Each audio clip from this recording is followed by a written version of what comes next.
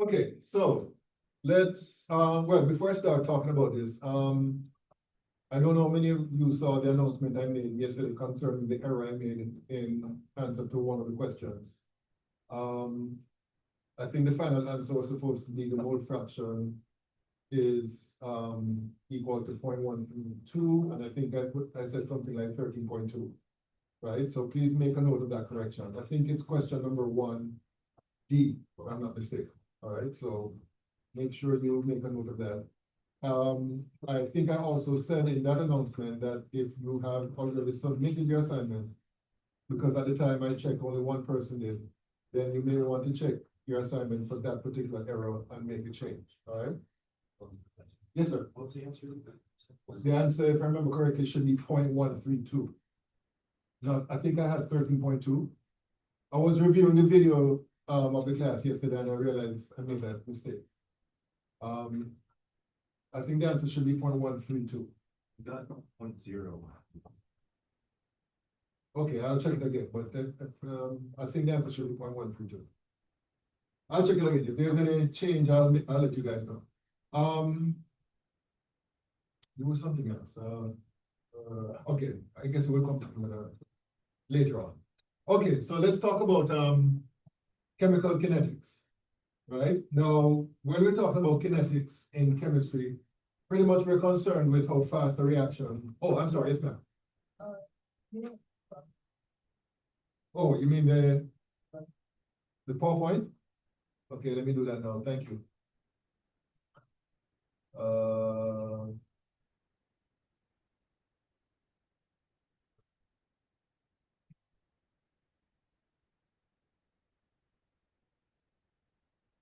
You don't want any of those kind of getting to you in person. No, make sure you upload it into Canvas in the Dropbox I provide. Okay, so as I was saying, kinetics, we're concerned with, when it comes to chemical kinetics, how fast the reaction will proceed. And there are two important areas in what we call physical chemistry, which chemists are always interested in when it comes to reactions. We're interested in how fast the reaction will go, and we're going to be interested in whether or not the reaction will take place in the first place, all right? Because you know, by virtue of the fact that you can write an equation for the reaction, doesn't necessarily mean that that reaction will proceed, right? So there are two areas. One is called thermodynamics, which we're going to meet later on, which helps us to predict whether or not a reaction will take place. And the other area is kinetics, right? And the fact that the reaction will take place doesn't necessarily mean that the reaction will take place at a fast rate, all right? So this chapter will be concerned with kinetics, and then later on, I would say the next 4 chapters or so, we'll be looking at thermodynamics, all right?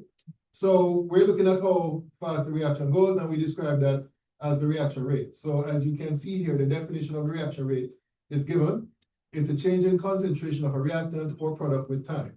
And as you can see here, the units given here is m/seconds. But in actual fact, the units can be different depending on what you're using to measure or monitor the concentration. And also the time unit can be different because, you know, there are some reactions which goes like this in a millisecond. And then there are other reactions which will take literally years, even millions of years, right? So, you know, you could use time units in seconds, minutes, hours, years, literally any time unit can be used depending on how fast the reaction will proceed.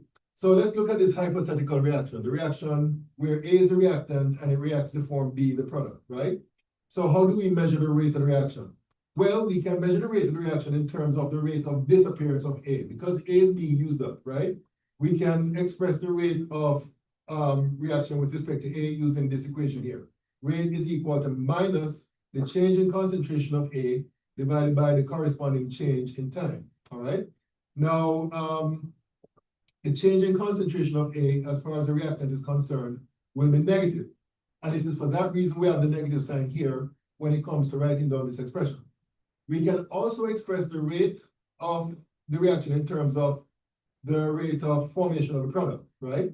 So as you can see in this equation here, it's expressed as rate is equal to the change in concentration of the product B divided by the change in time, all right? So you can use either the rate of disappearance of the reactant or the rate of appearance of a product.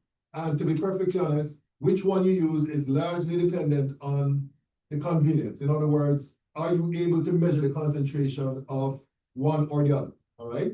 Or even both. You can do both and, get, similar results, all right? Now, this is just saying what I said earlier. Because the concentration of A changes negatively, or in other words, it decreases, that means that the concentration of A is negative, which means that in order for you to write down the rate expression correctly, you need to put a negative sign here, right? To indicate that the change is negative, okay? All right, so that's just some introductory stuff.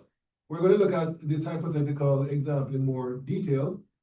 So let me talk about, so this is just basically models used to represent the reaction that we just talked about. So the black spheres represent the A molecules and the B spheres represents the B molecules, right? So as you can see pictorially, as time progresses, the amount of black spheres disappears and the amount of red spheres increases, right? So we can make a plot.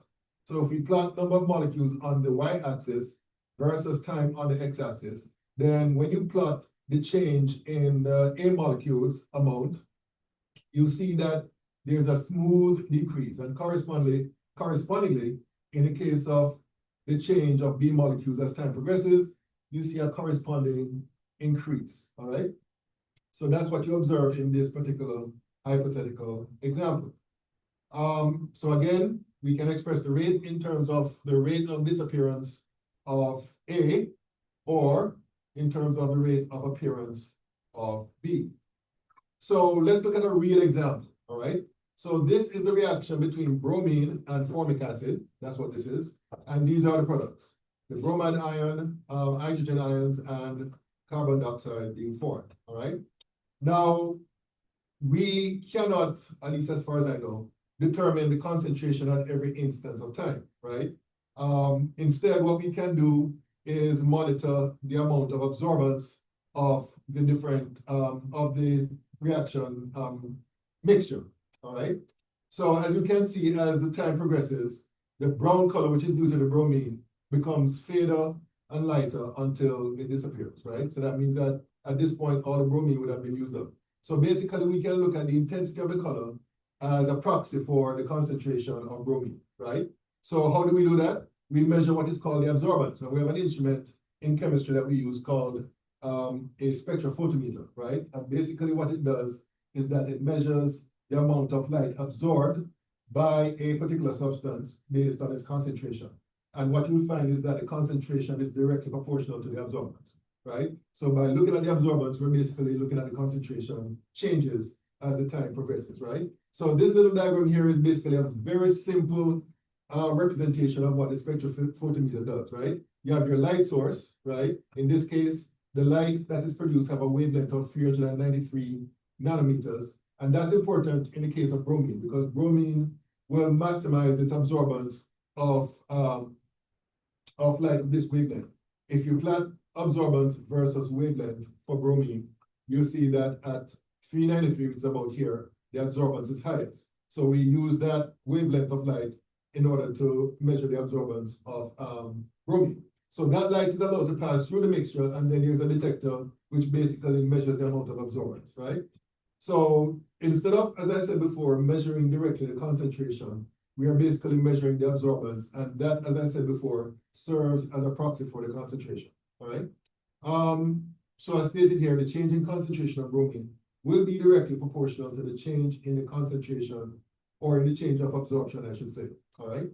Okay, so somebody did this experiment, and what they did was record the time versus the concentration. So in order to get these values, what this person would have to do is change the absorbances measured, or convert the absorbances measured into concentration. As I said before, there's a direct relationship between the two. So basically, this is the data that this particular person obtained, right? So as you can see, as time progresses, the concentration of bromine decreases, all right? So what this person did was to make a plot of the concentration of bromine on the y-axis versus the time on the x-axis. And again, this person gets a smooth curve showing how the bromine concentration decreases as time progresses, all right? And then what this person did was, well, before we get to what I was about to say, let me at this point talk about two terms which are important, which I'm going to introduce to you right now. One is called the average rate, and the other one is called the instantaneous rate, right?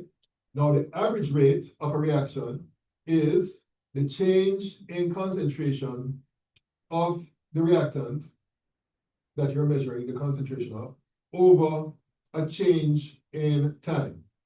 So there's a time range over which the concentration changes, right? So basically, in this particular case, in this specific case, if you're trying to find the average rate over a particular period of time, you take the concentration of the final time and subtract from that the concentration of the initial time, and then you down here find the difference between the final and initial time. I think I misspoke. These should be concentrations here, and these are the time. And of course, there's a negative sign here because bromine is reduced in concentration, right? So that's basically how you determine the average rate. Now, that is different from what is called the instantaneous rate.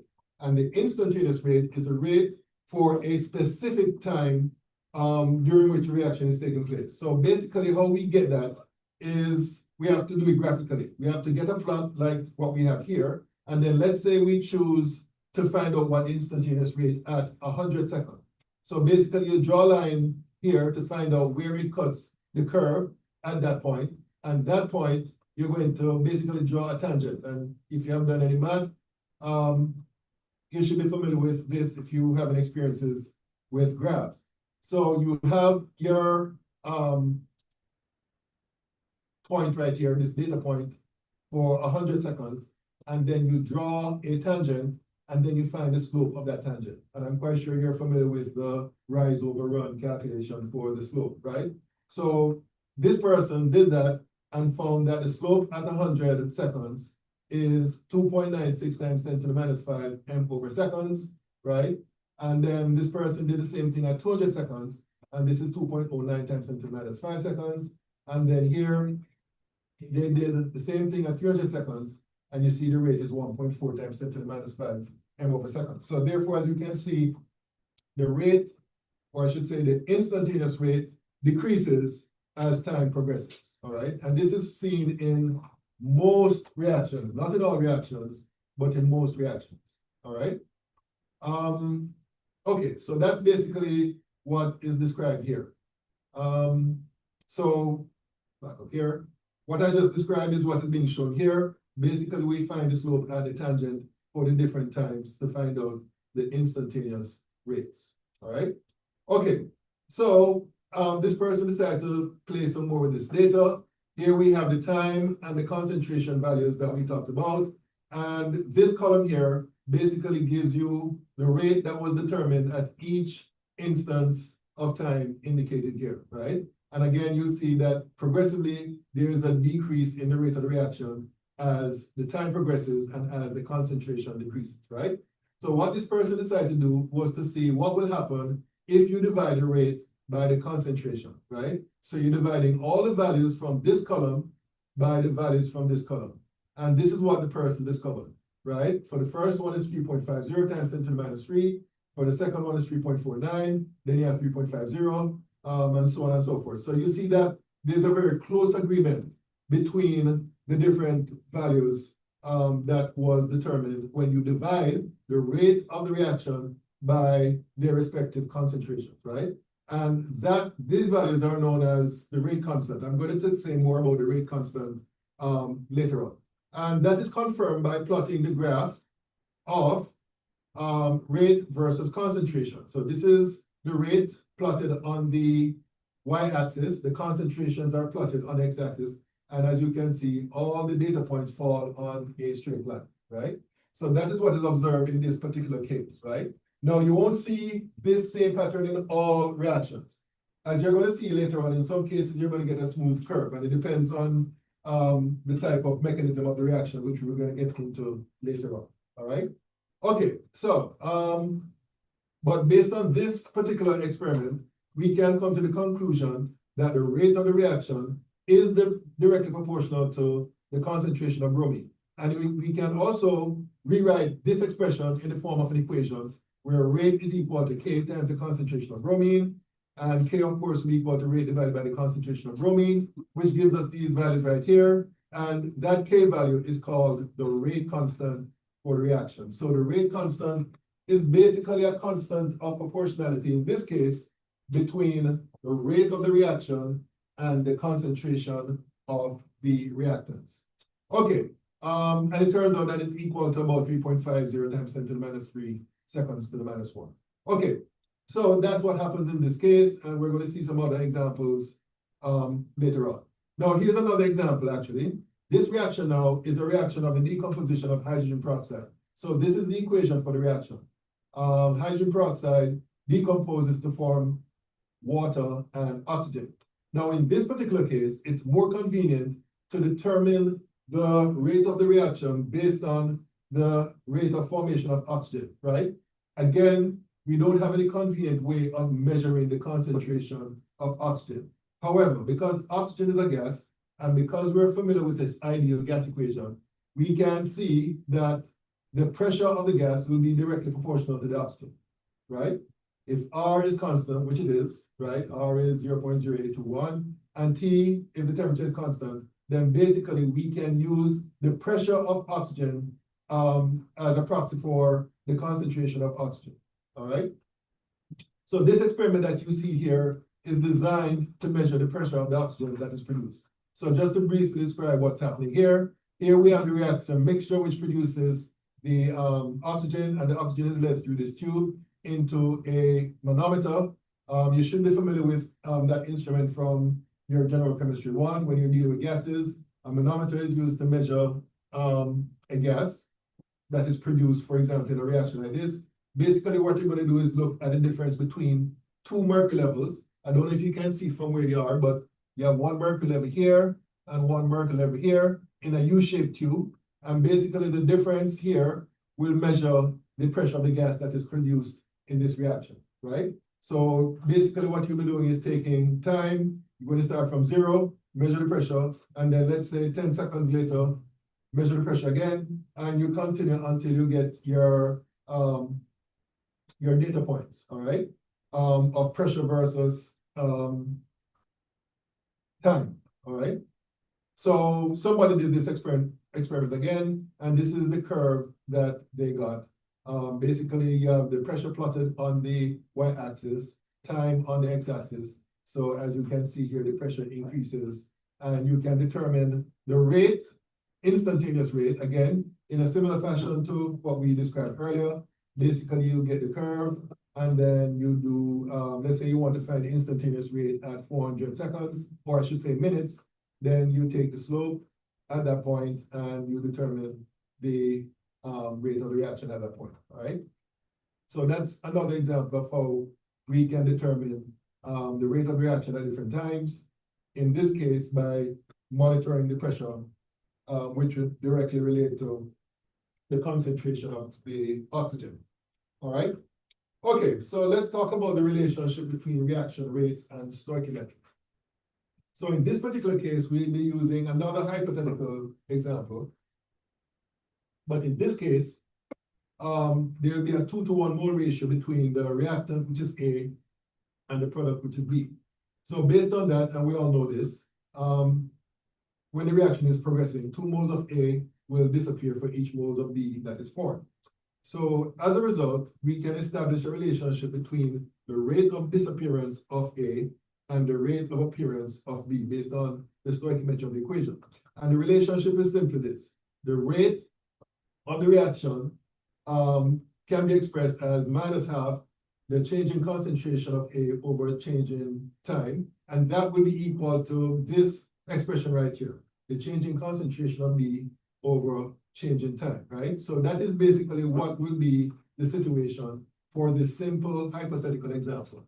Now to extend it to a more generalized hypothetical example, so let's say we have this reaction here, where of course the lowercase letters represents the coefficients and the uppercase letters represents the formulas of the different substances. Then we can write down a general relationship of the rate of reaction between the different components involved in this reaction. So we can write down that rate is equal to minus 1 over A times the change in concentration of A over change in time. And that would be equal to minus 1 over B times the rate of change of B. And that would be equal to 1 over C times the rate of change of C. And that would be equal to 1 over D times the rate of change of D, right? So you'll notice a pattern here, right? In that for each of these components, we put beside it, or we multiply it by 1 over its coefficient, right? So in the case of A, lowercase a next to uppercase A, lowercase a would be down here, right? 1 over A times the rate of formation, or the rate of disappearance of A. And we do a similar thing here. And in the case of the products, this will be plus and this will be plus. These are minus because, of course, A and B are being used up, and therefore their concentrations will decrease. All right. Okay.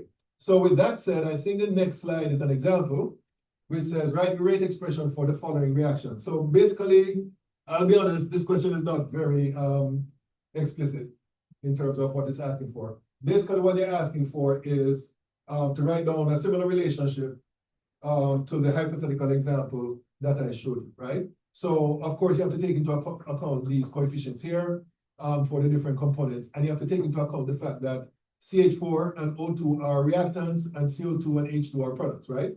So, as far as the CH4 is concerned, which, by the way, is a gas known as methane, as far as CH4 is concerned, you can write down that rate is equal to minus, because it's being used up, times the change in concentration of methane divided by the change in time. And then we can say, as far as the oxygen is concerned, the rate will be equal to minus 1 over 2, because we have the coefficient of 2 here, times the change in concentration of oxygen over change in time.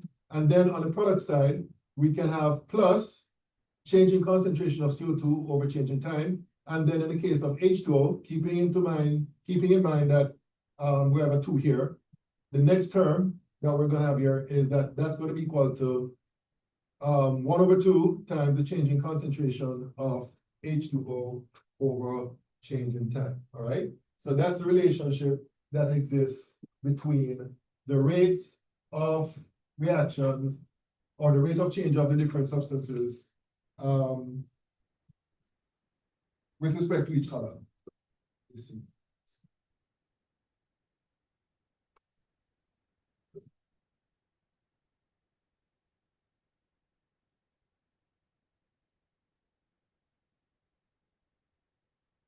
Okay, so let me start you off on assignment number 2.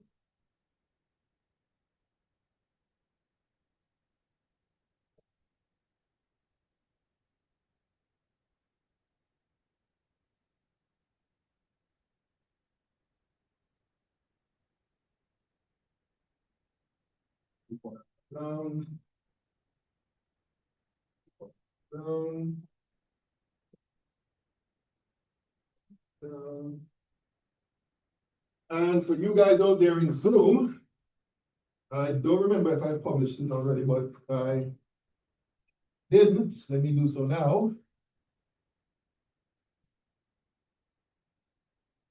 Okay, so these are oh, it's published already. All right. So you guys out there in Zoom, you should be able to download it. In fact, let me do that now. And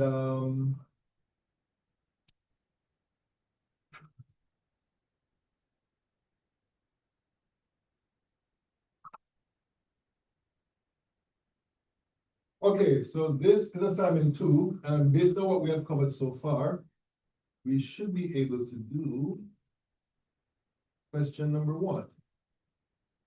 And question number 1 says, when starting a reaction, the concentration of one of the reactants was 1.50 m, and after 3.0 minutes, the concentration of this reagent was 0.85 m. Using these data, determine the average rate of this reaction. So if you recall, I said the average rate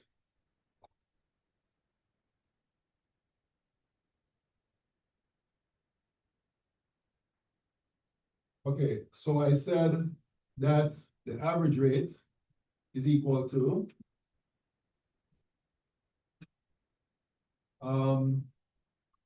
the concentration, okay, I'm just going to use A to represent the concentrate, the reagent. So the concentration of A, final minus the concentration of A initial divided by the final time minus the initial time, right? Now, remember now, because it's a reactant, we have to put minus here, right? Right? This will be equal to the change in concentration of A divided by change in time minus, because it's a reactant, all right? So plugging the numbers that we're given in this problem, we have to identify the final concentration. So the average rate would be equal to minus the final concentration, which is 0.85, whoops, 5M minus the initial concentration, which is 1.50 M. And then we're going to divide that by the final time, which is 3.0 minutes, minus the initial time, which of course we can assume to be 0.0 minutes, right? Now remember that the question says it's asking for the answer in M over seconds, right? So basically what we have to do from here is do a conversion of minutes to seconds. So that's why we multiply by that conversion factor. So let me get my calculator, see what this gives.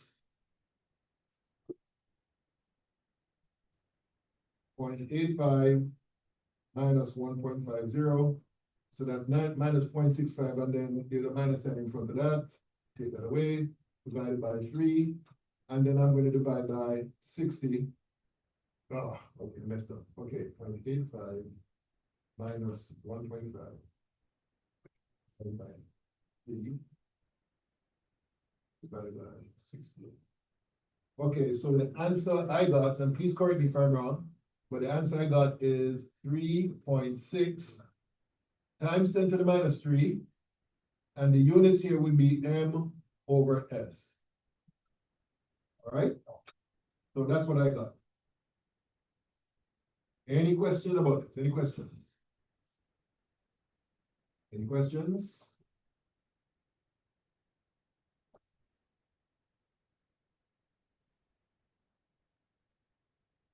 Any questions out there in Zoom? By the way, let me see who can convey it. Is Barat here? Yeah. Okay. Bessie? Burke?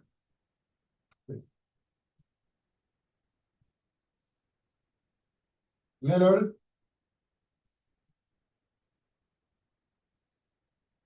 Olano? Renfro? Ben Chapagada? Yeah. And Wright. Okay. Can I? Oh, yes, ma'am. Richardson. Johnson. Okay, gotcha. No, no, I missed that. All right, so, I take it I can clear this, right? So let me do so. And let's look at the next question. Okay, so this question says you're going to use this data here. So this is a data table where you have different concentrations of NO. This is the equation here. You have different concentrations of NO, and you have the time, the corresponding time, right? So the question is asking in A,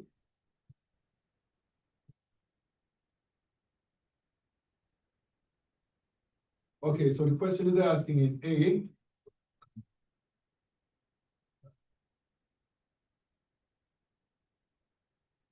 okay, so for A, the question is asking for the average rate between 10 and 30 seconds, right? So 10 seconds is here, 30 seconds is here, right? So let me hear what you think the answer is for A.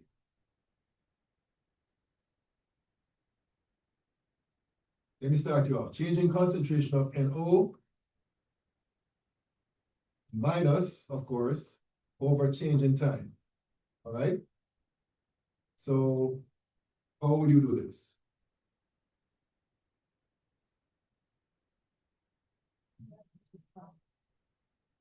Subtract 0 point. Well, what goes first? Because remember, the change is always final minus initial. 0.073 M minus, oh, by the way, minus sign here, don't forget. Minus what? 0.110 M. And then we divide that by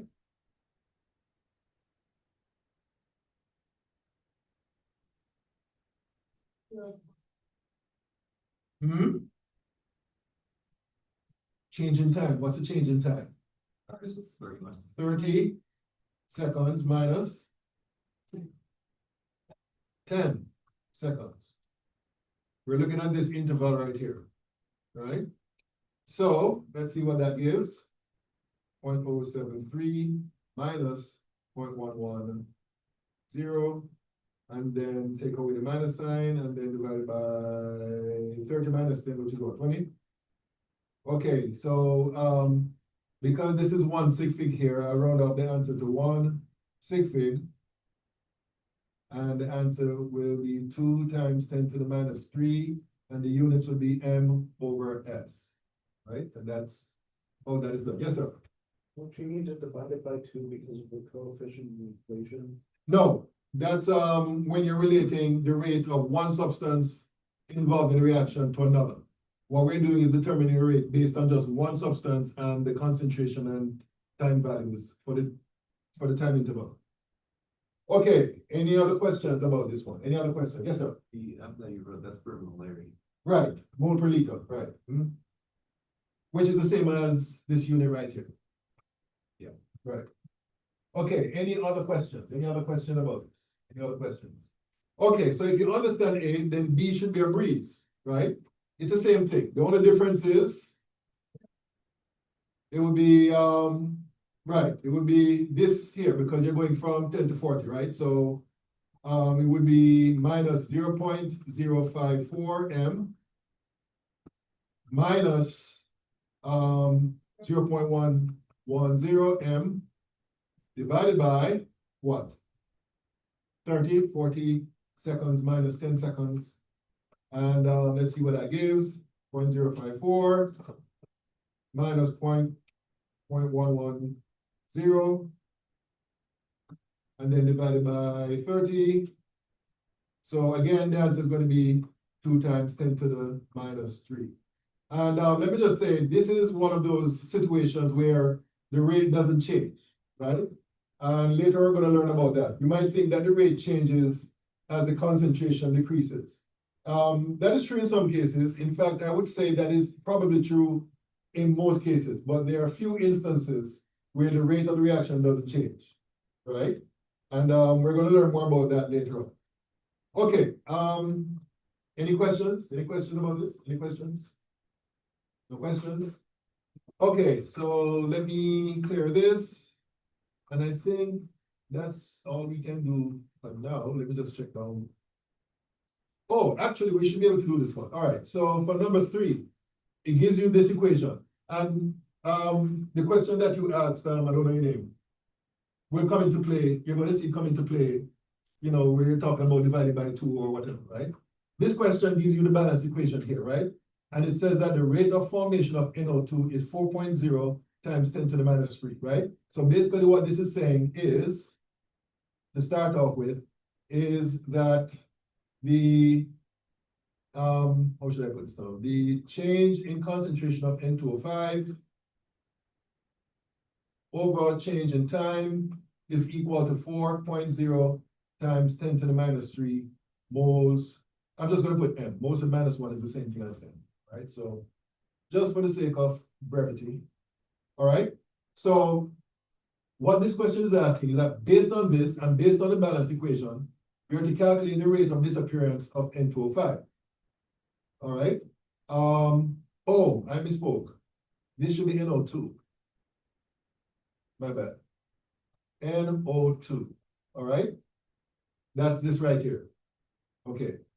What this question is asking for is for you to calculate the rate of disappearance of N2O5, right? So, based on this balance equation, we can establish a relationship between the rate of disappearance of N2O5 and the rate of appearance of NO2 based on the balance equation, and more specifically, based on the coefficients, right? So basically, this is the relationship. 1/2 times the rate of change of N2O5 will be equal to, and this should be minus, because N2O5 is disappearing, will be equal to 1/4, because of the coefficient of 4, times the rate of change of NO2. All right?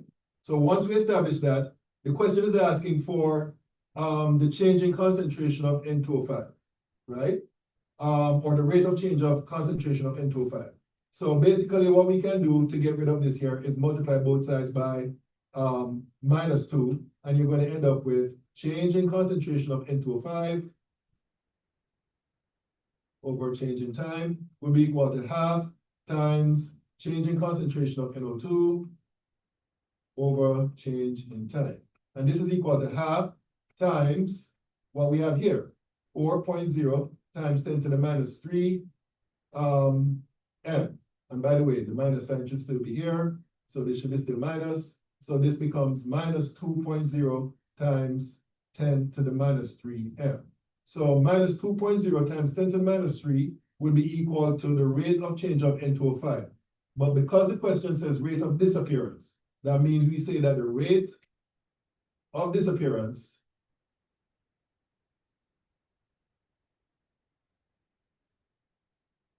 is equal to 2.0 times 10 to the -3 m. And that would be the final answer. But that's how we do it. Yes, sir. Where's the 1/4 go? One. We multiply both sides by -2. All right, so this goes, and -2 times 1/4 gives -1/2. Yes, sir. Rate of dis- Why is the negative 2.0 times 10 to the -3? Because that's what rate of disappearance is. It means that it's decreasing. So it'll always be positive. Yeah.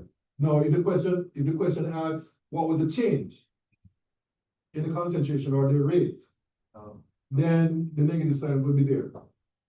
You see what I'm saying? So disappearance basically implies that it's negative. All right? Okay, any other questions? Any other questions? Any other questions? Yes, ma'am. You said disappearance upon some negative. Implies that it's negative. So if I say that something, let's say, if I say that, use a normal, simple example. Let's say that I say that,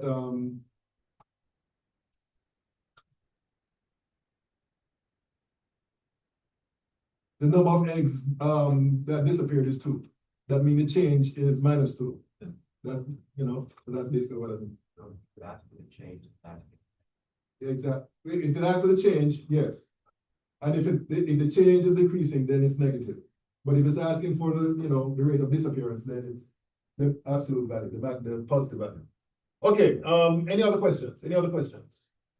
Okay, so the next question is asking for the rate of appearance of O2. So here is O2, here is NO2.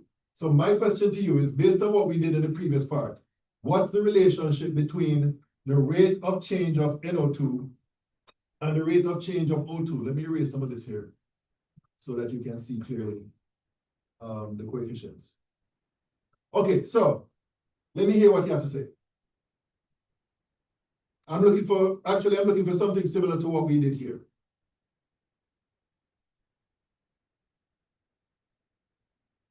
NO2 and O2, that's what we're relating.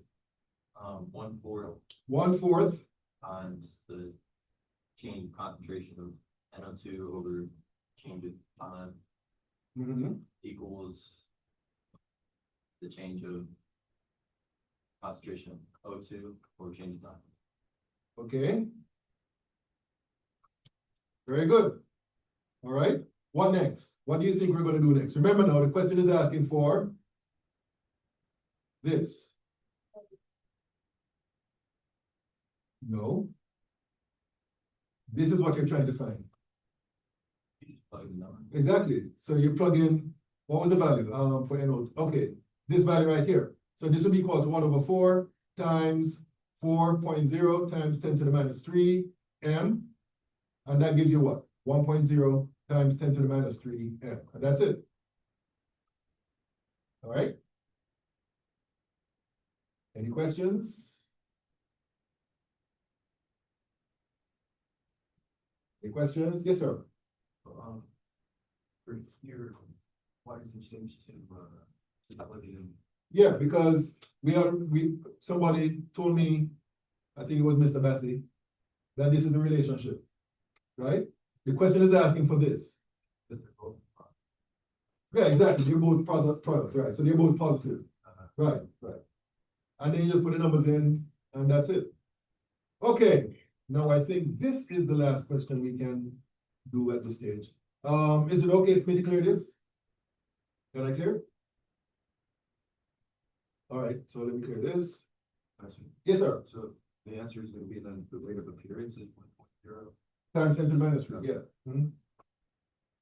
Okay, let me see. I don't think there's any other question we can do at this stage. Okay, all right, so let me go back to the PowerPoint. So we just did this. Okay, so let's talk about the rate law, right? Very important concept when it comes to kinetics. Basically, rate laws are specific for different reactions, right? So there's not one rate law for all reactions, right? And the rate law is basically a mathematical equation for a particular reaction. And this mathematical equation relates the rate of the reaction to the concentration of the reactants involved in the reaction, all right?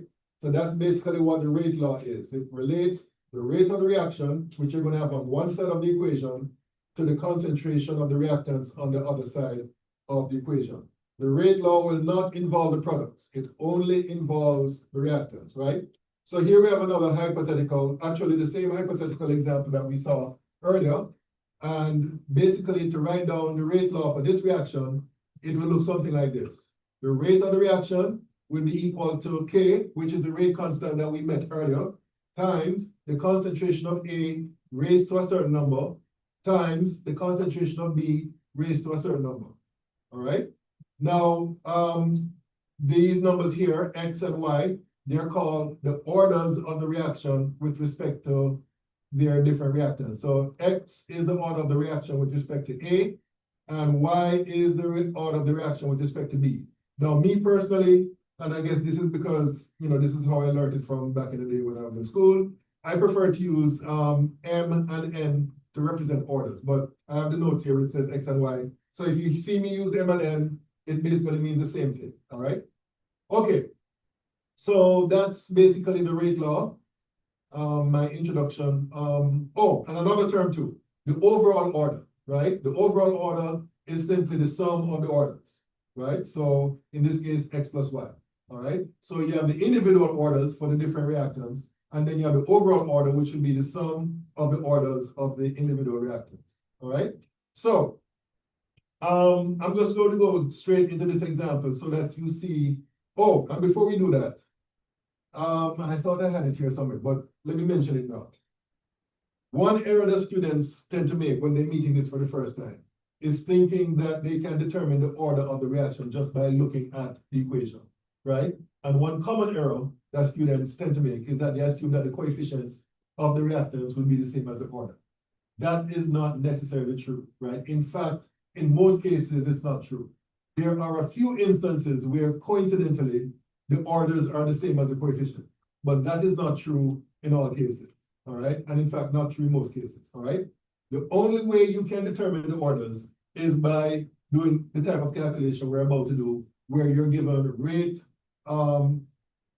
data along with the concentrations corresponding to the different rate, all right? But the key thing I want to say here, to stress here, that there is no relationship between the orders of the reactions and the coefficients of the reactants. Any coincidental equivalence between the two is just that, coincident, all right? So with that said, let's get into this example. So a typical rate law question is something look like this, and I can guarantee in your first test, you're gonna get a question like this, right? So I want you guys to follow what I'm doing and basically solve all problems of this type in the same fashion as I'm showing you now, all right? So typically you'll be given a question like this, where you're given the equation and you're given the concentration data values for the different reactants and the corresponding initial rate, right? So this is how you're going to go about it. The first thing you do is write down a generalized rate law. Let me see if I can squeeze it up here. Rate, I hate writing. Rate is equal to K times the concentration of F2 raised to the M. I'm going to use M and N for the orders, times the concentration of ClO2 raised to the N, all right? So that's the first thing I would write down, because the aim is to determine M and N, all right? So the next thing I would do down here is that I'm going to choose this set of data right here and plug these values into their corresponding positions in this equation. So the rate is equal to, for data set 1, the rate is equal to 1.2 times 10 to the minus 3 m over S, and that is equal to K times the concentration of fluorine, which is, according to the table, 0.10 m raised to the m, times the concentration of ClO2, which is 0.010 m raised to the n, all right? So understand what I've done here. I've basically plugged in these values into their corresponding positions in this equation. And then I'm going to do the same thing for data set number 2. So this is data set number 2. So the rate is, in this case, 4.8 times 10 to the minus 3 m over S, and that is equal to K, times the concentration of fluorine, which is, again, 0.10 m raised to the m, times the concentration of ClO2, which is 0.010 m raised to the n. All right? So same thing I did in 1, I did in 2, in terms of plugging in the values into their appropriate location. And then what I'm going to do here is divide the top row by the bottom row and cancel out any items that can cancel out, which include the units, right? So the m over S here and here will cancel out. In fact, I'll go ahead and cancel out 10 to the minus 3 here. The k's will cancel out, all right? All of this will cancel out with all of this, and the m's will cancel out here and here. So I'm just going to write down what is left, and what is left will be 1.2 over 4.8. And then that would be equal to 0.010. I made a mistake. Where did I make a mistake? Oh, this should be 0.040 here. All right, so that becomes 0.040 here. All right, so we can see that 1.2 over 4.8 will be equal to 1 over 4. Oh, and by the way, another mistake I've just made, and that is I forgot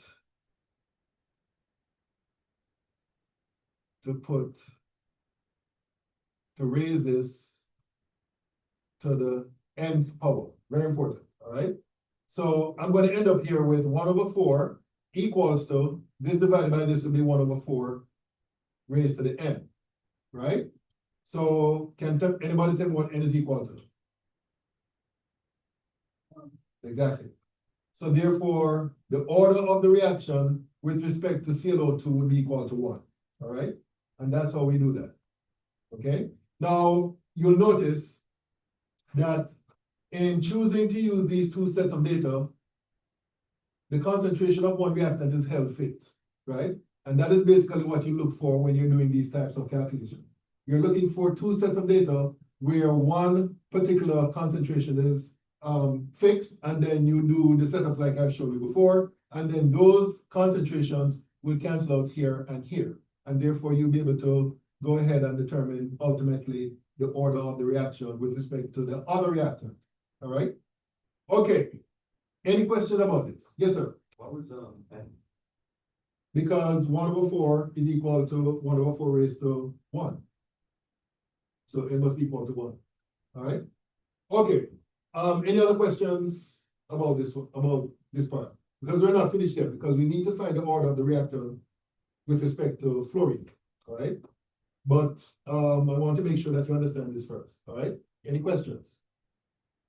Any questions? Okay, so because I need space, I have to do some erasure here. In fact, the only thing I need to erase is this line here. So let me erase this here. And in fact, let me make this a bit more presentable. So this would be 0.10.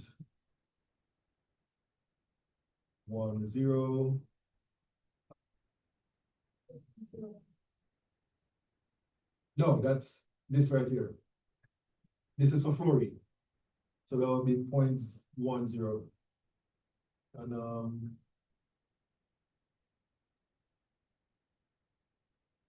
this is still gonna be 1.2 times 10 to the minus 3 m/s. Okay, so let me see here. Okay, and let me erase this as well. Avoid confusion. All right, so to find the order with respect to fluorine, what I would do is choose to use oh, you know what? Let me erase all of it.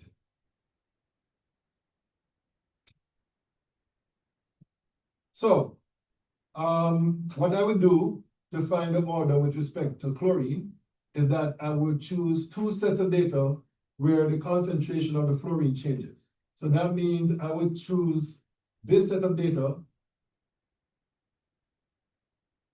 and this set of data right here, right? And the reason why is because going from 2 to 3, the concentration goes from 0.1 to 0.2.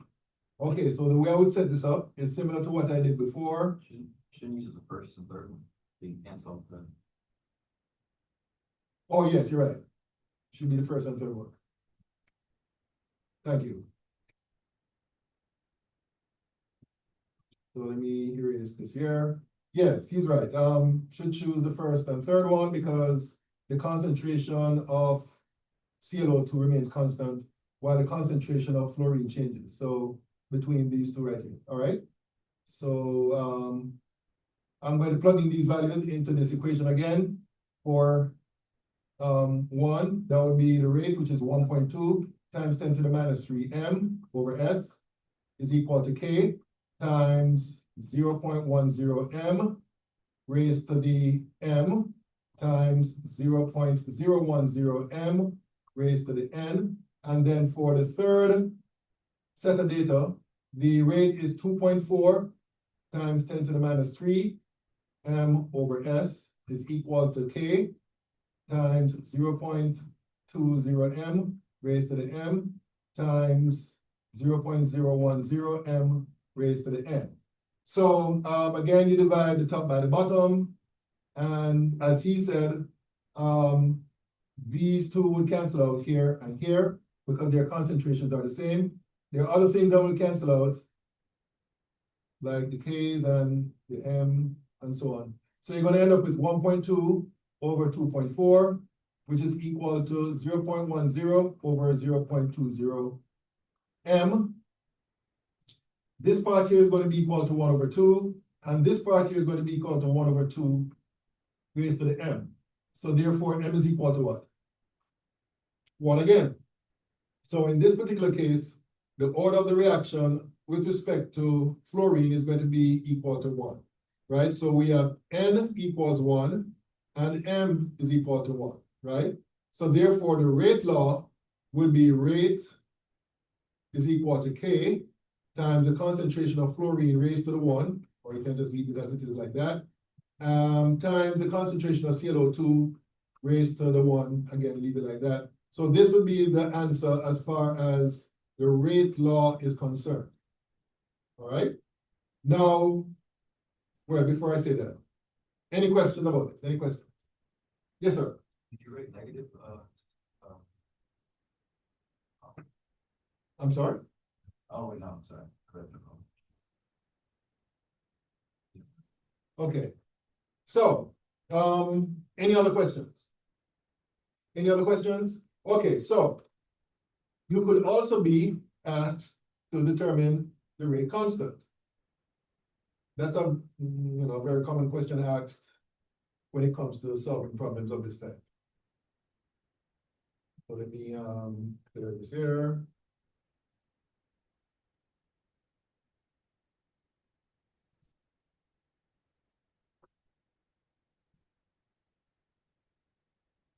Okay, so how do we find the rate constant?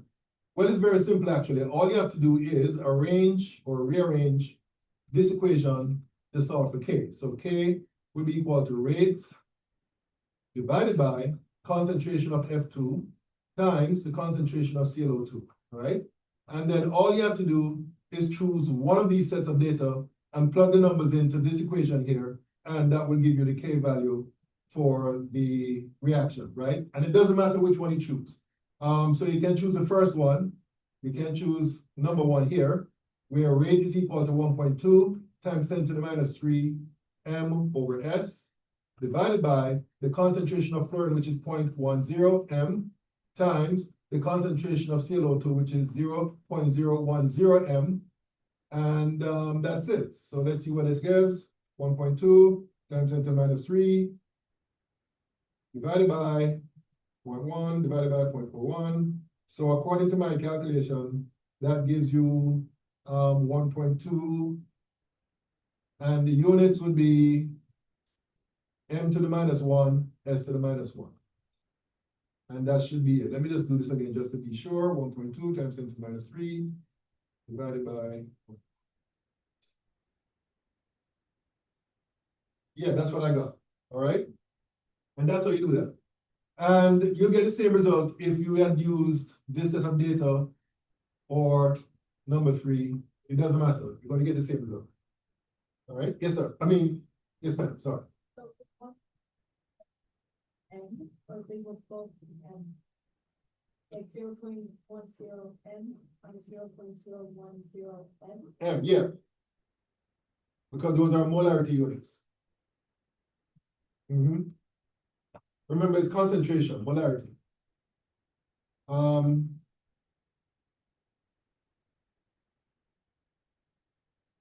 Okay. And of course, this will cancel out with that. So basically the final units will be m to the minus 1, s to the minus 1. All right. Okay, any other question? Any other question? Okay. Okay, some comments here about the rate laws. And I think I mentioned this earlier. Rate laws are always determined experimentally, right? So you cannot determine the rate laws, you cannot determine the orders of reaction simply by looking at the equation of the reaction, right? Reaction order is always defined in terms of the reactants and not products. So in the rate law equation, you will not see the products, you'll only see the reactants, right? The concentration of the reactants raised to their respective orders, all right? And this is what I stressed earlier. The order of the reactant is not related to the coefficient of the reactant in the balanced equation.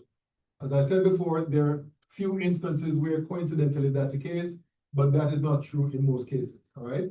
So as you see in this example that I just worked, the rate is equal to K times the concentration of fluorine times the concentration of ClO2. Both of those terms are raised to the first power, even though you have a coefficient of 2 for the ClO2. That does not translate into the order of ClO2 being equal to 2, right? So that's another thing that you need to be aware of. And as I said before, it's a common error that students tend to make when they are learning this for the first time. Okay. Okay, so here is another example. So if you understood what we did earlier, then you should be able to tell me how to solve this particular problem. So now it's your turn to tell me what to write down. I'm going to start off with a little help. Rate, the general rate law is rate is equal to K times concentration of S2O8 two minus N times concentration of I minus N. All right, so that's me helping you out, all right? So tell me what to write down based on the example that we just looked at.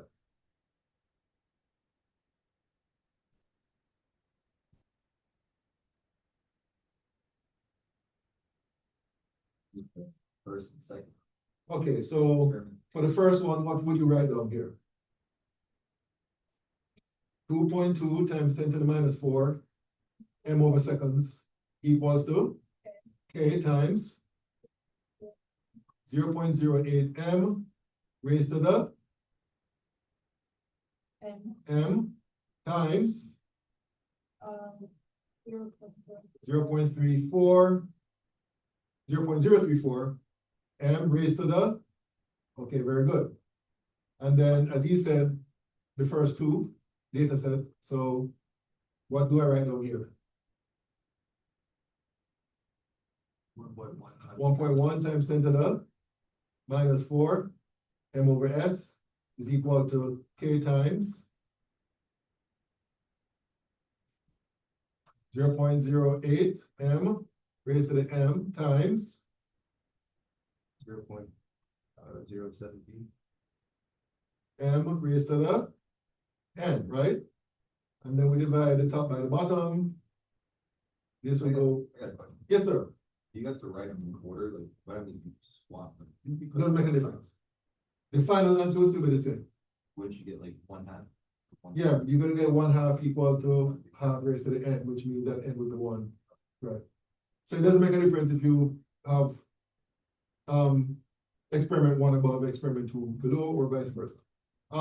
Okay, continuing, canceling these two, all of this will cancel out, and this will cancel out. So you'll be left with 2.2 over 1.1 is equal to 0.034 over 0.017 raised to the n, which means that this becomes 2, this becomes 2 to the n, which means that n is equal to, as he said, 1.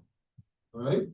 So that's how you get the order of the reaction with respect to the iodide, right? What next? Let me clear this. Oh, yes, ma'am.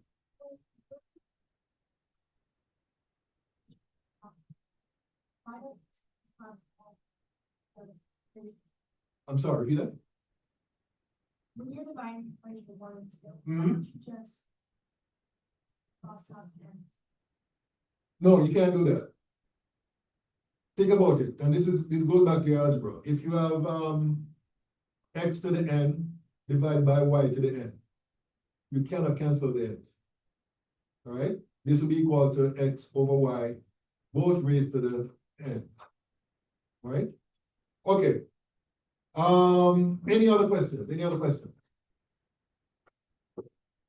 Okay, so because I need space, I'm going to clear. I'm going to erase all of this. Okay, so what would be your next step? Three. Yeah, Okay, so we use 2 and 3. I would agree with that, because in that case, the concentration of S2O8 2 minus, I don't remember the name of that ion, but is doubled while the concentration of the iodide is fixed. Okay, so what do we write down for 2? 1.1 times 10 to the minus 4 m over s is equal to K times 0.08. 0.08 m raised to the m times 0.7. m raised to the n. And then in the case of 3, 2.3 times 10 to the minus 4 m over s is equal to K times 0.16. raised to the m times 0.017. m is to the n. Okay, very good. So again, we're gonna have some cancellations here.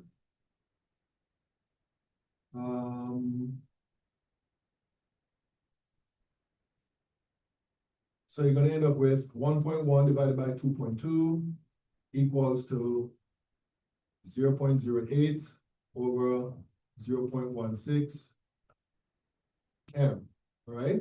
So this part here is gonna be equal to a half. And this part here is going to be equal to, let me continue. So you're gonna have half equals to half raised to the n. So this implies that n is equal to 1, right? So again, in both of these cases, m and n will be equal to 1. So the resulting rate law, let me write it over here.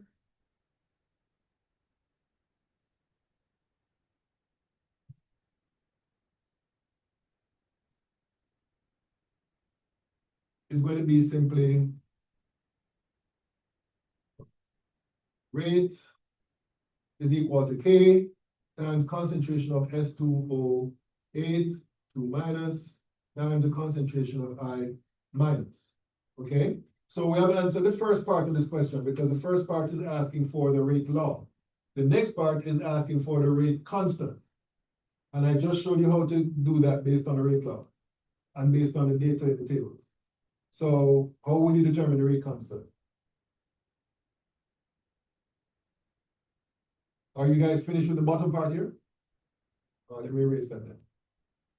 I'm not going to need that space.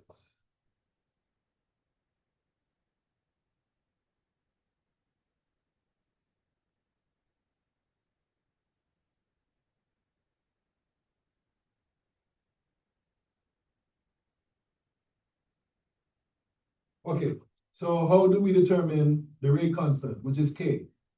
The question is asking for us to determine K, all right? So how would you determine the value of K? The equation. So K is equal to what?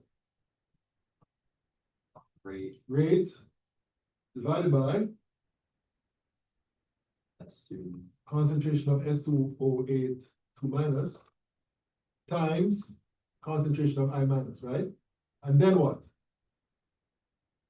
like, one of the numbers. Right, and again, it doesn't matter which set of data you're gonna use. I mean, usually when I do this on my own, I just use the first set.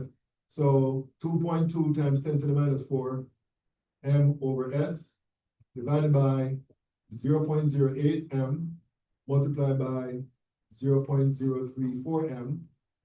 And that's it. This will cancel with that. So let's see what this gives. 2.2 times 10 to the minus 4 divided by 0.08 divided by 0.034 and round it off to 1 sig fig. The answer becomes 8 times 10 to the minus 2, and the units would be m to the minus 1, s to the minus 1. That would be the final answer. All right.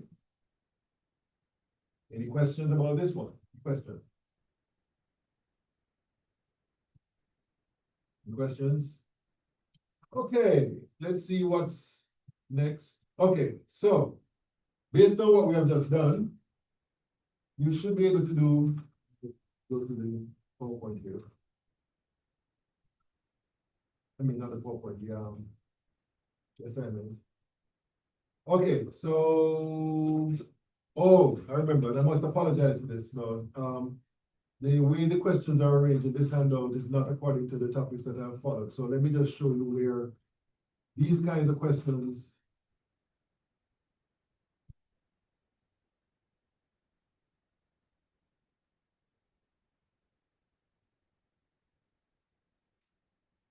Okay, if you turn to page 10, right? Question number 12, similar question type, right? Page 12, and also, oh, wait a minute. I'm sorry, page 10, question 12, and also page 11, question 13 and 14. All right. So those questions very similar to what we have been looking at so far. So, what I'm gonna do is go through with you, question number 12, and I'm gonna leave the rest for you to do, right? But if you have any issues, any difficulty while doing it, please feel free to contact me concerning that, all right? Concerning those questions. Okay, so let's look at this question here. They gave you the data table with the concentrations and the initial rates in each case. So my question to you is, what's the first step?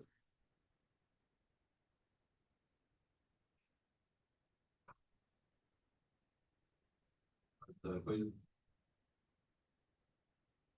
Okay, so the general equation is rate is equal to K times, and there's only one reactant. So this is actually easier than the ones that we have looked at so far. ArSO2H raised to the M, all right? So this is easier. This is easier than the ones that we looked at. So what's the next step?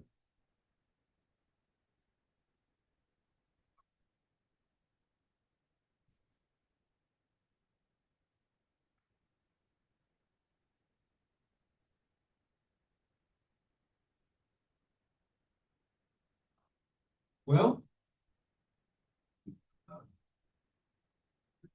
okay, so let's start off with this. What would you write down for 1? rate would be 4.75. Minus 5 M over S, and that would be equal to K times what?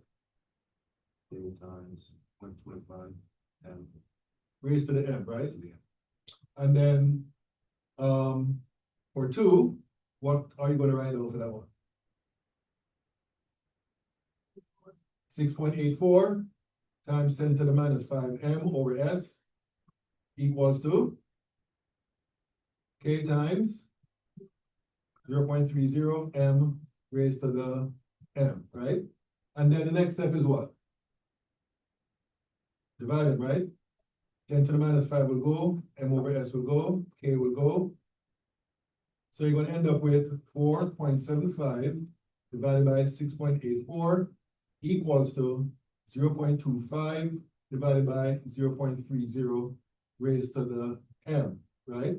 So I'm gonna work out this part here, which is 4.75 divided by 6.84. Okay, so I got, and please correct me if I'm wrong, this part here works out to be equal to 0.694. And then I'm gonna work out this part here, 0.25 divided by 0.3. And this works out to be equal to 0.833 raised to the M. All right? Okay, so the question is, how do we determine M? And you have to get back to your algebra experience in order to determine what M is.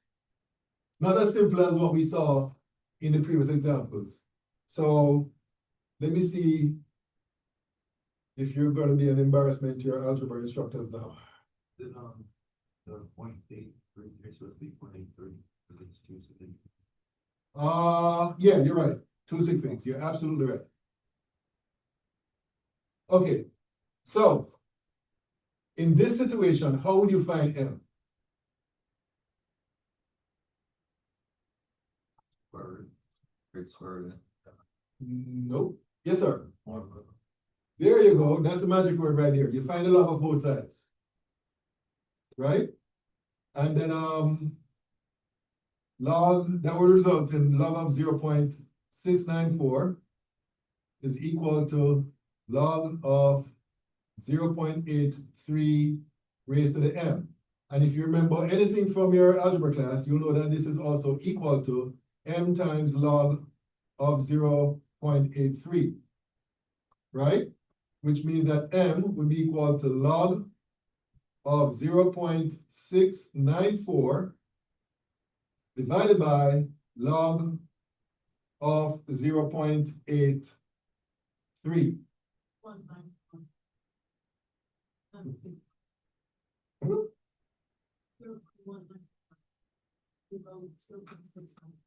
Oh, okay, thank you. Let me just check and make sure divided by 6.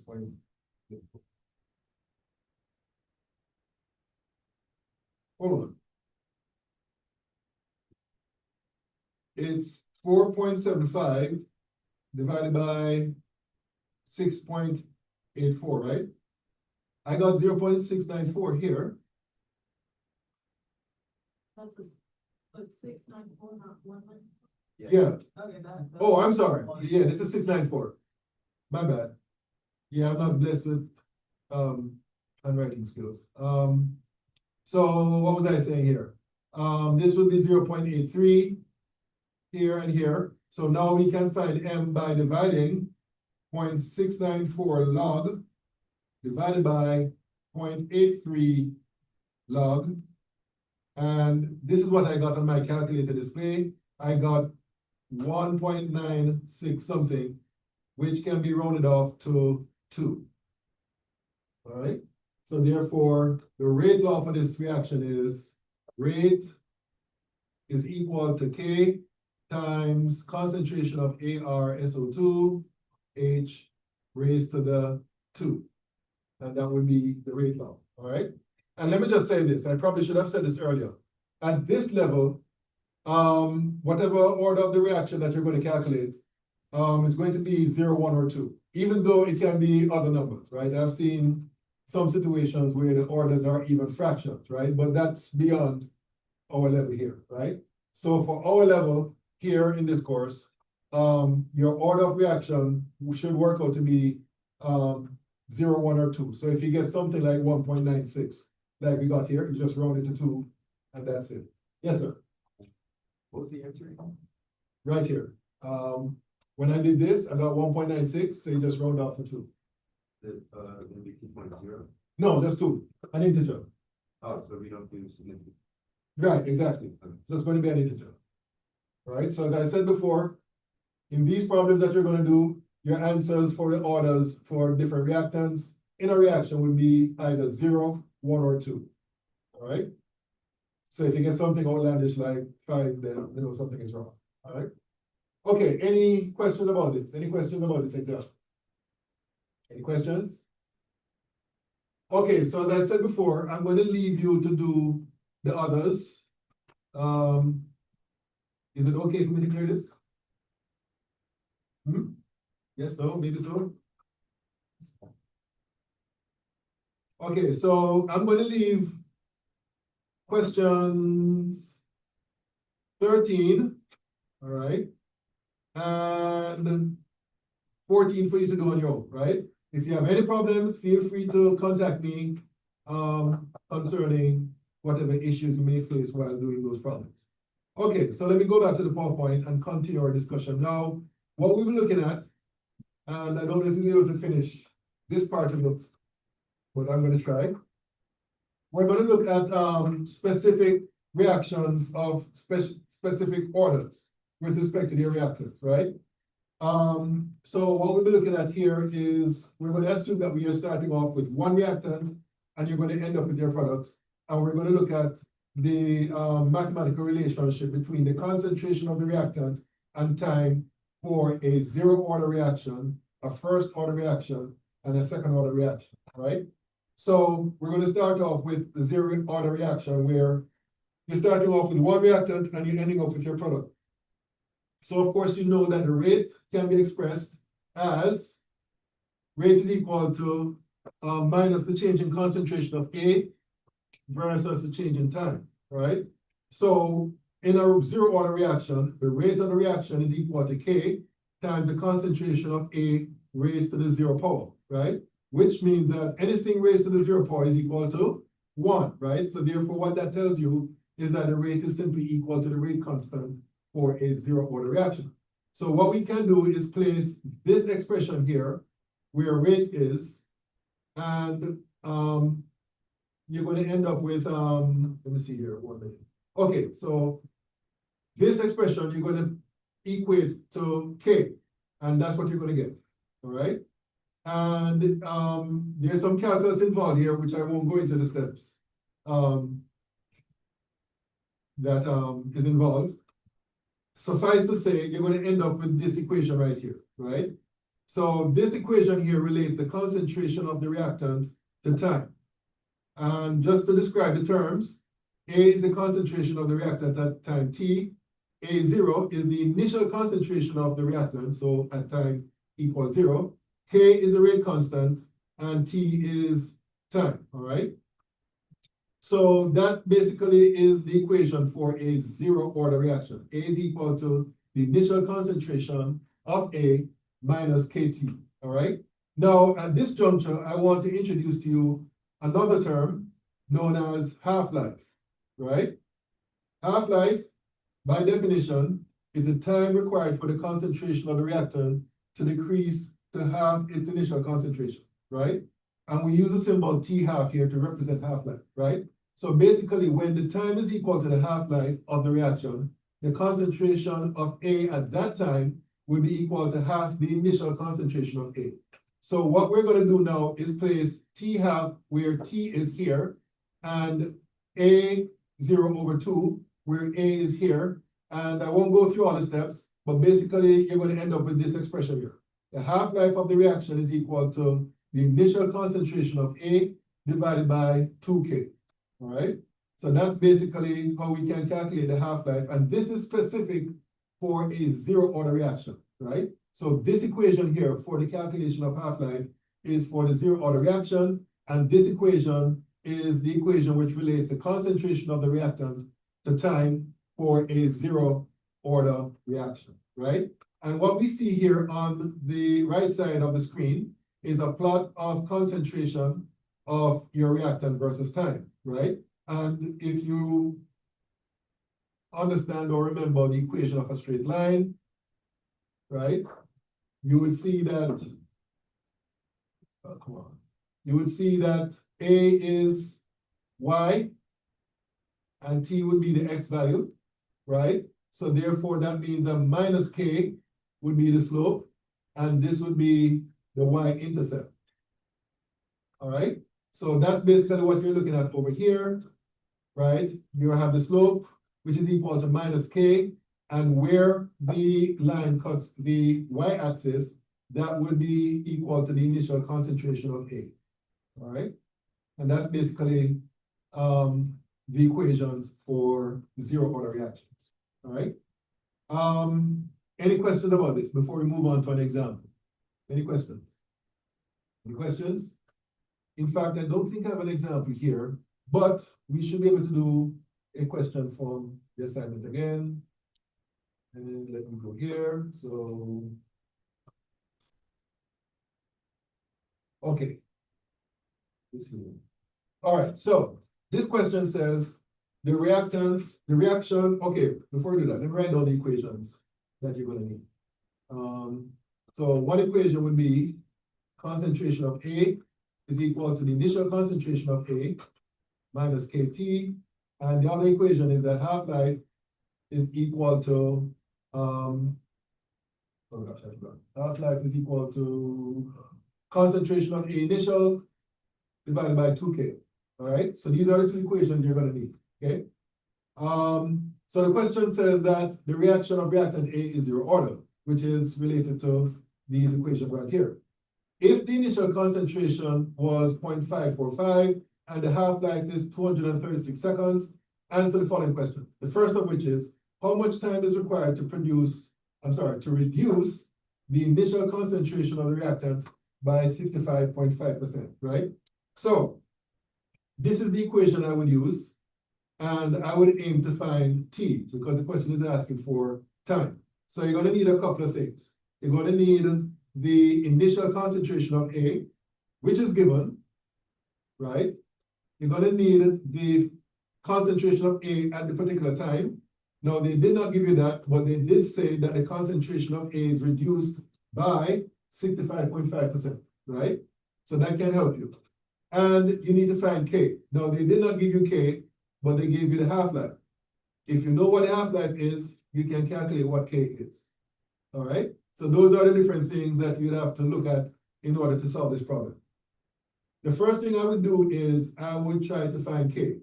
So K, based on this equation, would be the initial concentration of A, which is 0.545 M, divided by 2 times the half-life. right? So the half-life, let me just erase this here. The half-life is 236 seconds. So let's see what that gives. 0.545 divided by 2 times 236. And according to my calculation, I got 1.15 times 10 to the minus 3. And the units would be M over S, all right? So that's one important aspect that we got. Now, the other thing is to find out what A is. Now, the question says that the concentration is reduced by 65.5%.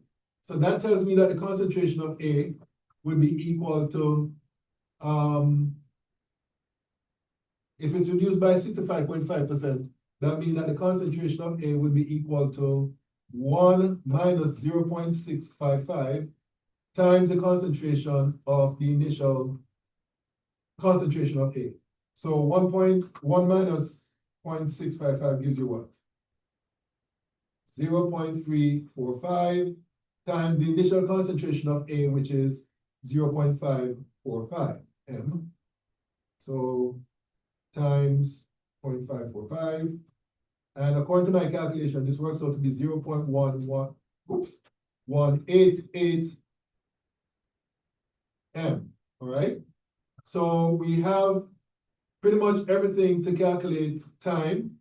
So what I'm going to do now is convert or rearrange that equation to solve for time. And basically time based on that equation will be equal to the initial concentration of A minus the concentration of A divided by K. And then I'll plug the numbers in. The initial concentration of A is 0.545 M minus the concentration of A at that time, which is 0.188 M, divided by K, which we calculated here, which is 1.15 times 10 to the minus 3 M over S. So let me do that calculation. Let's see what the result is. 0.545 minus 0.188, and then divide that by 1.15 times 10 to the minus 3. And the answer I got, and this has to be rounded off to 3 sig figs. So the answer I got is 310 with a decimal point here. And the units would be seconds to the minus 1. And that's how, no, seconds. What am I saying? No, should be seconds. And that's how that is done. All right? Yes, sir. How do you get to all of the M's with just one M bottom? I'm sorry, how do you cancel what? The M. Oh, the M's? Well, you can look at it this way.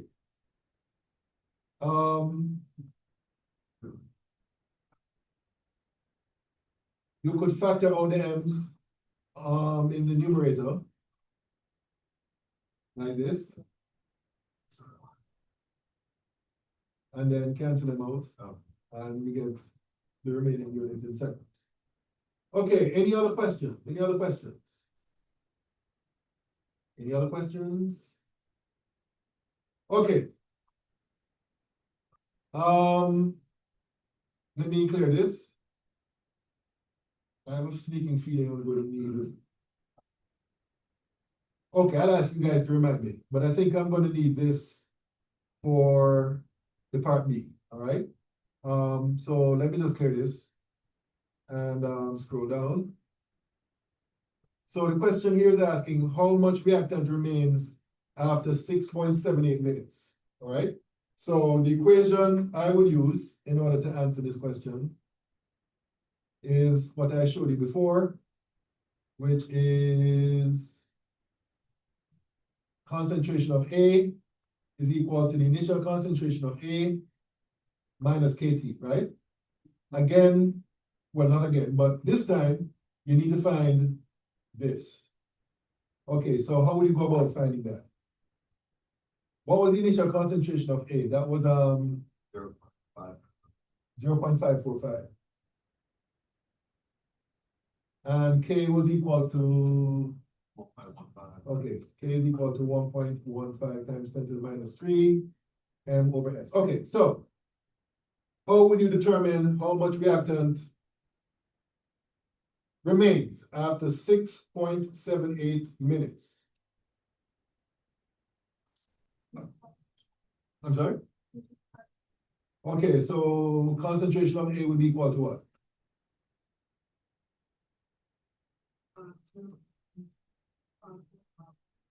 Okay.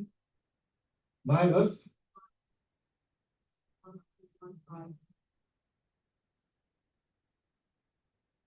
M over S times 6.78 minutes So times, you have to turn it into seconds. you have to convert it minutes to seconds. So what do we multiply by here?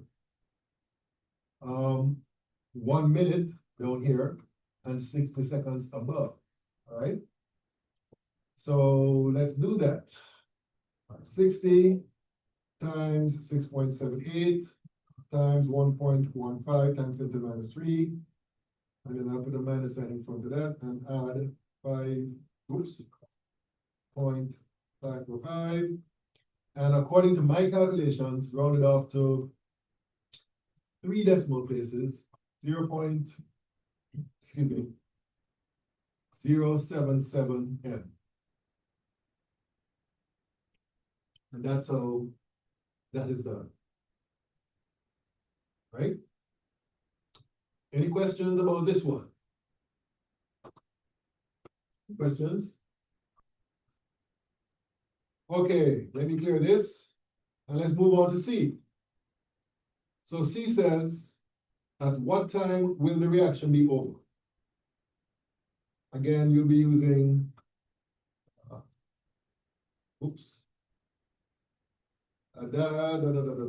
okay, so you'll be using the same equation here. All right. And again, the K value is 1.15 times 10 to the minus 3 over S. Okay, so what happens when the reaction is over? Zero. What is zero? The final. The concentration of A is zero, right? So zero will go here, and that will be equal to the initial concentration of A minus KT. The question is asking for the time, right? So time would be equal to concentration of A initial over K. So the initial concentration was 0.545 divided by K, which is 1.15 times 10 to the minus 3 M over S. Let's see what that gives. 0.545 divided by 1.15 times 10 to the minus 3. And according to my calculation, this works out to be rounded out to 4 sig figs, 474, and the units would be seconds. Yes, sir. What happens to the negative sign for 3 times T when you divide it? Well, because this is equal to 0, that means that A is equal to A minus KT is equal to 0, which means that A would be equal to KT. You see what I'm saying? This minus this gives you 0, which means that this is and this will be equal to each other. Oh, yeah. All right? And then you solve for T. Okay, any other questions about this? Any other questions? Any other questions? Nope. Okay, moving along. Oh, that's it. Okay, so that's it for that. Okay. Let me go back to the PowerPoint, and now we're going to look at first order reactions. Be clear. Okay, so let's look at first order reactions, right? So in the case of first order reactions, we're going to start off with our hypothetical reaction here. And rate, of course, again, will be equal to, in this case, minus the change in concentration of A over change in time. But this time, in the case of first order reaction, the rate will be equal to K times the concentration of A raised to the power 1, right? So we can set this equals to this. You're going to end up with this expression. And again, so there's some calculus steps involved. I won't go through all of that. I'm just going to give you the final result. You're going to end up with this equation right here. The concentration of A is equal to the initial concentration of A times e to the minus kt, right? Now, this is one way of expressing that relationship.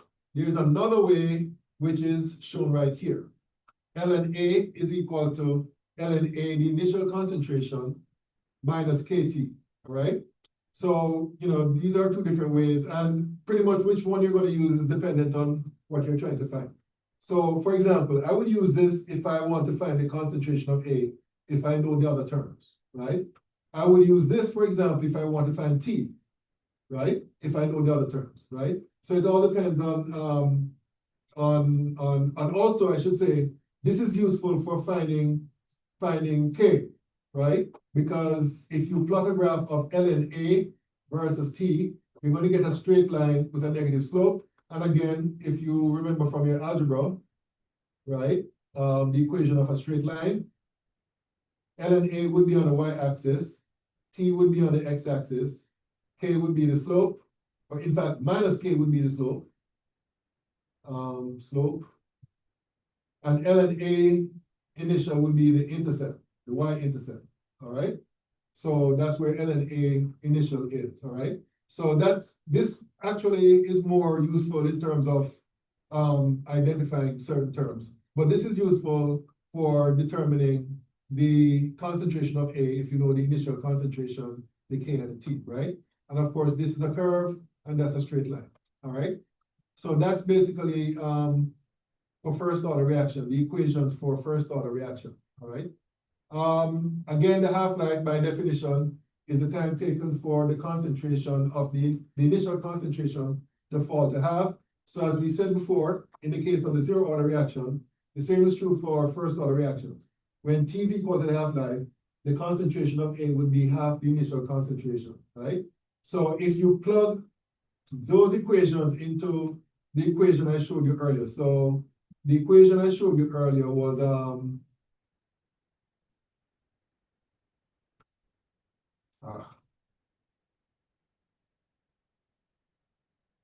the equation I showed you earlier was ln A concentration is equal to ln A concentration initial minus KT. Remember that equation, right? If I put T is equal to T half here, and where A is, I put this here, then ultimately you're going to get this equation right here. You're going to get T half is equal to ln 2K, all right?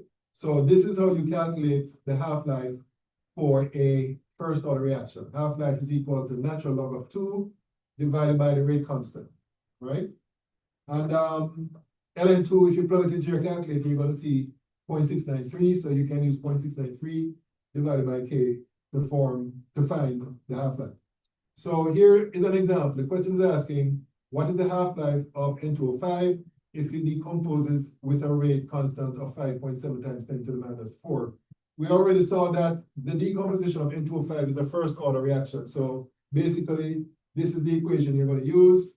So all you're going to do is divide ln2 by the half-life, which is given, by the rate constant, which is given, and that will give you the half-life, which in this case would be 1,200 seconds, which is the same thing as 20 minutes.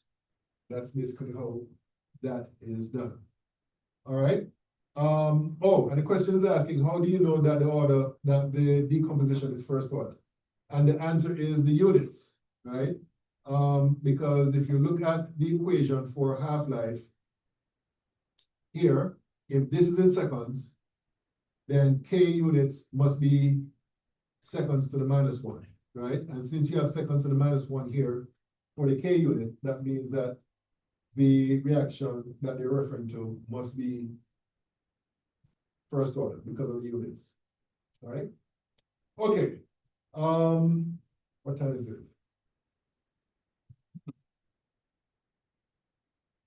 Okay, I'm not sure we'll be able to do, let me just check something here. Going back to the assignment. Okay, I don't think we'll have enough time to do this one, number 5. So I'm gonna leave that for you to look at. And next class, we can look at it together, right? So that's it. I won't be seeing you guys until Monday because of course the college will be closed tomorrow, so enjoy your weekend and see you on Monday. Oh, I just remembered, the other announcement I forgot. So somebody asked me, I don't remember who, about the videos, right? I don't remember if I told you where the videos are located. Because you know I record these classes. So the videos are located in the module section, right? So if you go to the module section, all the videos for the classes, including today's class, will be posted there.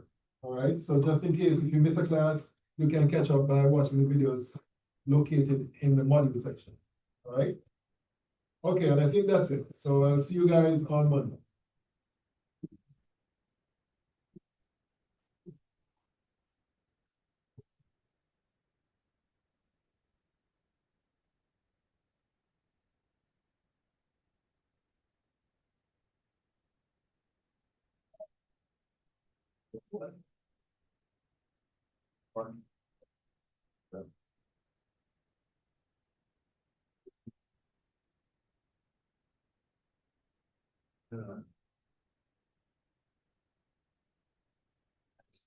You too, take care.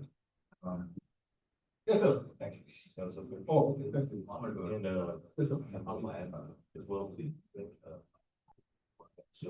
so usually things we sign. Oh, there's the last page of the syllabus to be signed. There's a video that you should have watched, concerning safety. You probably won't watch it now because, we're giving a quiz on safety before we start today's experiment. So what else? Basically what I did, on the first day was I went through the syllabus and basically went through campus where things are located, and then I showed the video. I've posted a video in the module section for campus. It's hold on, like 40 minutes to watch it. Basically, that's what you'll be quizzed on before you start today's experiment. And today's experiment is this right here.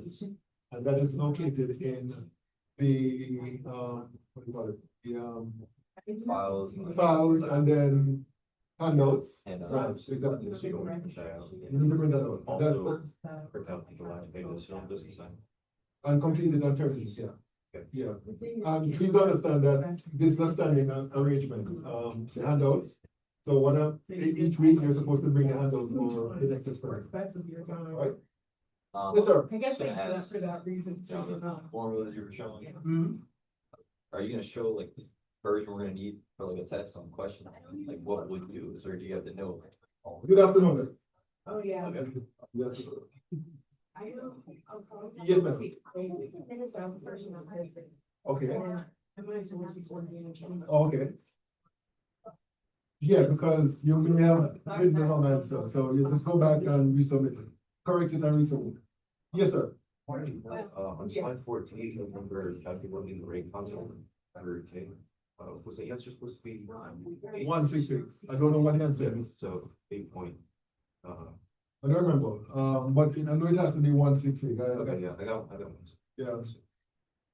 Yeah, you can check the video, to see what the answer should be. Then those tables that you give us, they're not gonna include any of the equations. No, So we just need to we're memorize. talking about the zero order and first order, half-life and all that. Okay, Yeah, you need to know those equations. so Yes, ma'am.